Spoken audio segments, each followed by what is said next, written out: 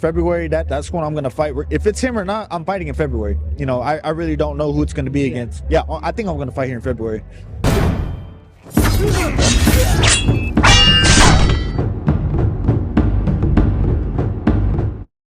So it's looking like Vergil Ortiz Jr. next fight could possibly be against Sebastian Fundora, Jaron Ennis, or Terence Bud Crawford. It's your boy, Mr. 926, a.k.a. Bushido the Dragon, a.k.a. the Black Mage, a.k.a. I could just do this all day, the two-time demonetized champion of the world. I need y'all to get the likes up, man. Get the likes up. Check it out, man. Vergil Ortiz Jr. They was at this event, Latino Right-On Season event, and Zrudo Ramirez fought on the card. William Zepeda fought on the card, arguably lost to Tevin Farmer in the fight, got dropped and everything else.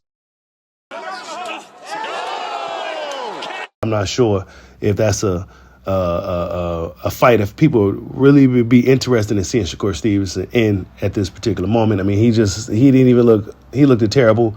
He didn't look like a title holder, and he looked like food for a guy like Shakur Stevenson. But Vergil Ortiz Jr. was also in the building, and of course he got asked about his next upcoming fights and about Jaron Ennis, and he didn't seem to, like, well, whatever my team wants, the kind of traditional response. It's like, whatever your team wants, but what do you want, right? He said, I'll fight whatever. They give you the old cliche response when they're not too sure about the fight that's being introduced in front of them. But Oscar De La Hoya confirms that the next 3 fights for Vergil Ortiz Jr. would be Sebastian Fundora, who's supposed to be fighting Errol Spence. I'm not quite sure what the hell is going on with that. Jaron Ennis, who just had a tough fight with Karen Kukuchan, and Terence Bud Crawford, the pound-for-pound king of the sport of boxing, right? Check out what Oscar and Vergil had to say. You had all the big names in there: Sebastian Fundora, Terence Crawford, Jaron Ennis. Are we any further afield? Oscar smiles. Are we any further afield with that shortlist? Yeah, we are. Of course, in due time, we'll be able to say who it is. I don't want to say something and get disappointed, but I think we're on a good track on getting a good fight next fight. Okay, Oscar, can we confirm if the fight will be one of those 3 that I just mentioned? It's one of those 3. Oh, okay. I like it. It's one of those 3. I'll take any of those 3. One thing about Vergil Ortiz, he will fight anybody. Yeah. He's ready. He's on that level. I strongly feel that the names you just mentioned are viable opponents for Vergil Ortiz to make great fights and to see who's the best. And obviously, when you sign up for this sport, you sign up to be a world champion. You sign up to be the best, and that's exactly what Vergil wants to be, the best. Vergil, I think. Now, hear what they had to say. Oscar's going to say what he got to say to promote his fighter. Vergil Ortiz, in his last fight against Bochow, sorry if I butchered his name, he didn't necessarily look good. Actually, Jaron Ennis in his fight against a Ukrainian opponent didn't look good either. And one may say Terence Crawford in his fight against Israel Mitromov arguably gave him his toughest fight in years.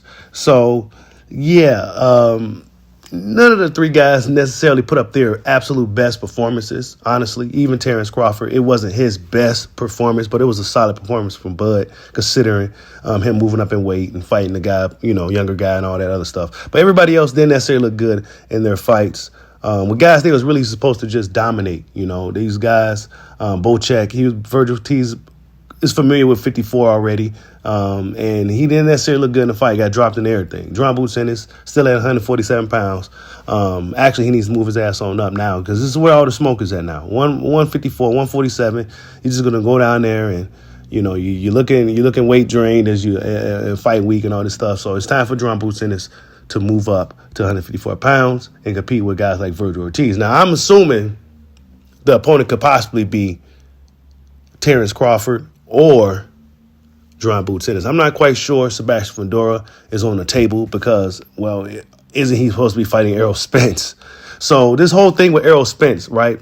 Let me pause real quick because something just came to my brain. Is dealing with Errol Spence. This is what Terence Crawford had to deal with, but it was going on for some years. Now Sebastian Fundora is hearing that he's fighting Spence. Now he may not be fighting somebody else. What the hell is really going on?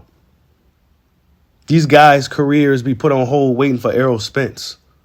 You know what I'm saying? Errol Spence was supposed to been fought somebody. He didn't even necessarily got to fight a Vergil Ortiz right now. He could fight somebody else, but, you know, he's kind of holding up the division. And he's not even in the division. I wanted to fight by now. He wasn't the guy that got cut. Actually, the guy that got the cut, Tim Tszyu, came back and fought already before the champion who beat him. Why? Because, well, he's dealing with Errol Spence.